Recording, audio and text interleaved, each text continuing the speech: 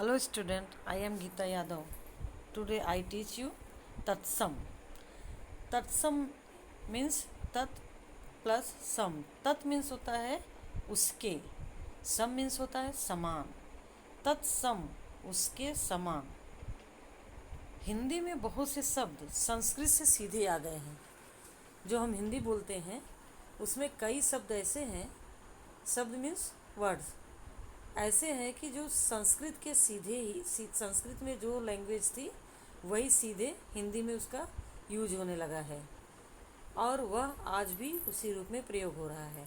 जैसे अग्नि, कृष्ण, सूर्यपुत्र, ये सब संस्कृत के शब्द हैं और ये सीधे हिंदी में यूज होने लगा है.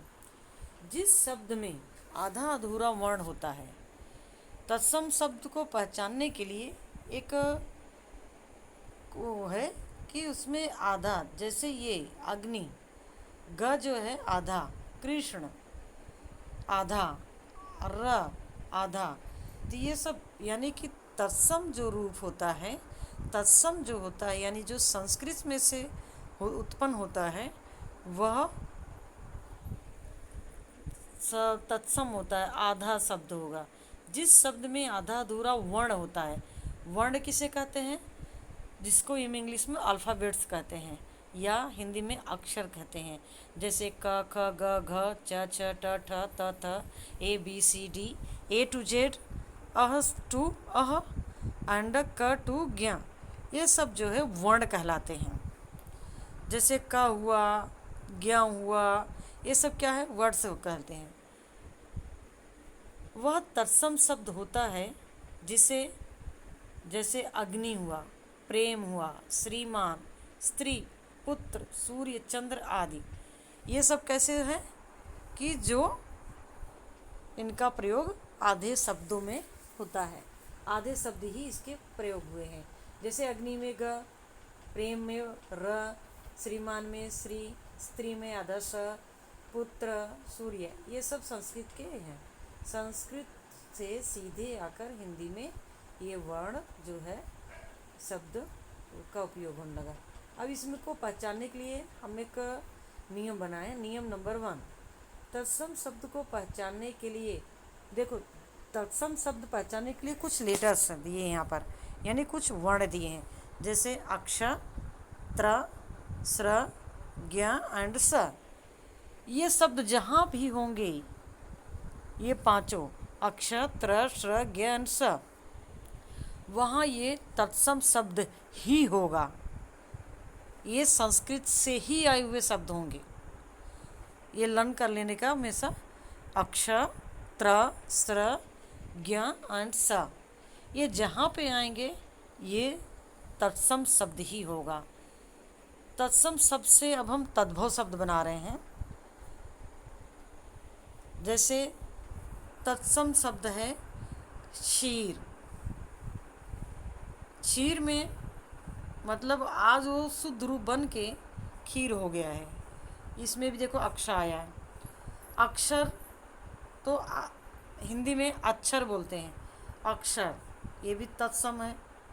ये सारे तत्सम शब्द हैं और ये सारे तद्भव. तद्भव मतलब कि तत्सम से उत्पन्न होना, तद्भव उसमें से होना. ये सारे शब्द जो है इसमें क्या आया है? अक्षर आया है. नियम 1 में अक्षर जो आने वाले शब्द हैं वह तत्सम शब्द से आए हुए हैं.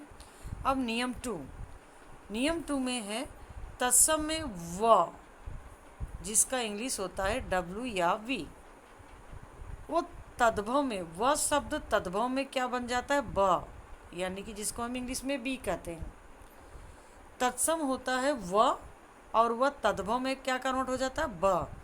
जैसे वणिक, वणिक में व, ये बनिया, वर्षा बरसात, व बगुला, वरयात्रा बारात, विवाह ब्याह.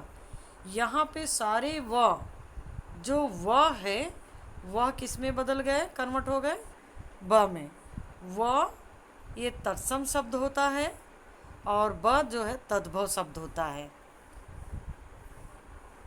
जहाँ पर वह अक्षर होगा वो क्या कहलाएगा? तत्सम.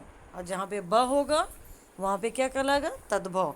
ये शॉर्ट में मैंने समझाया हुआ है, जिससे आप इससे अच्छी तरह से लर्न रखो, तो आप कभी भी तत्सम और तद्भव में कोई गलतियाँ नहीं होगी। अब आता है बड़ा नियम नंबर 3। नियम 3 में, इसमें नियम नंबर जो तीसरा है उसमें बड़ा श, जिसको शरीफा का श, बड़ा स छोटे स में बदल जाता है। जो बड़ा शहनाई का स है वह सिपाही का स में कन्वर्ट हो जाता है। जैसे श्यामल तो सांवला, शंकु सुअर, शुंड सूंड, श्वसुर ससुर, दर्शन तो दर्शन, आशीष आशीष। ये नियम नंबर 3 में बताया गया है। बड़ा सा जो है वह तद्भव में कन्वर्ट होके छोटा सा हो जाता है। अब है नियम 4। नियम 4 में बताया गया है कि जो री की मात्रा है, ऋषि की री, ऋषि का री तत्सम है और त्र जो है तद्भव में बदल जाता है।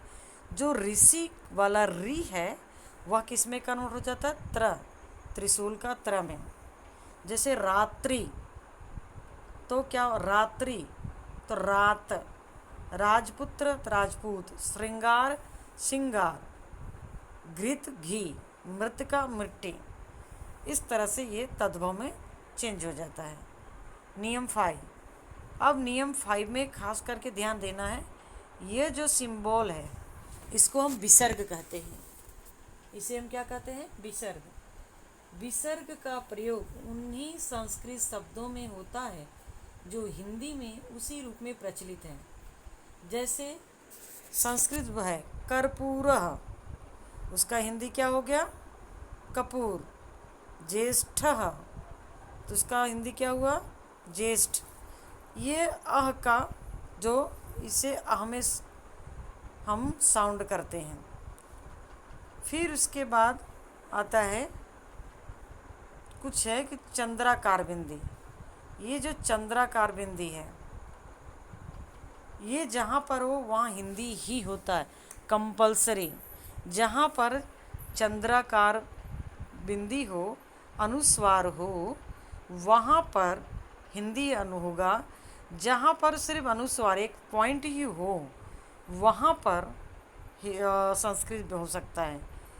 संस्कृत और हिंदी में दोनों में ये विसर्ग के चिन्ह आते हैं और ये विसर्ग के चिन्ह जो है इसे हमेशा वहाँ पर संस्कृत के शब्द ही कहे जाएंगे।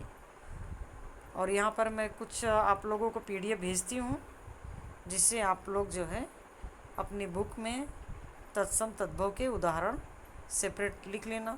अस्तु, प्रणाम।